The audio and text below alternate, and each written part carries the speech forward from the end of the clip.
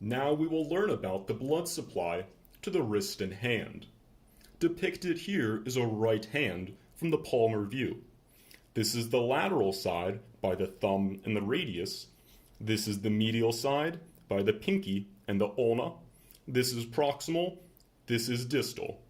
Right away we can see that all of the blood supply to the hand and wrist ultimately originates from either the radial artery or the ulnar artery, which themselves originate from the brachial artery. We can see that superficial structures are indicated by solid lines, while deeper structures are indicated by dashed lines. We will begin by covering the more superficial structures. We can see that the radial artery gives off a branch known as the superficial palmar branch of the radial artery, which courses distally and ultimately forms the superficial palmar arch as it unites with the distal continuation of the ulnar artery.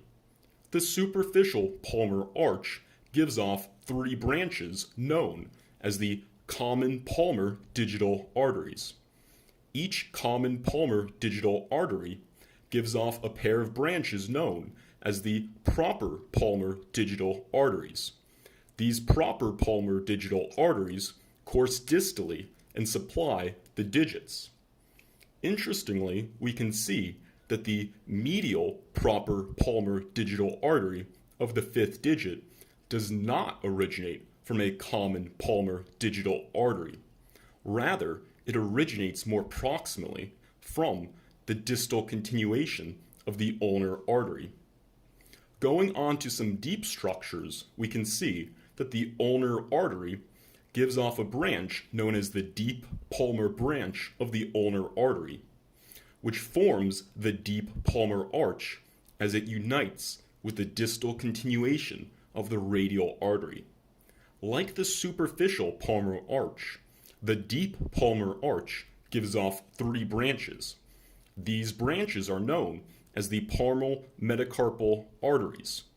Each palmar metacarpal artery unites with a common palmar digital artery before the common palmar digital artery gives off the pair of proper palmar digital arteries.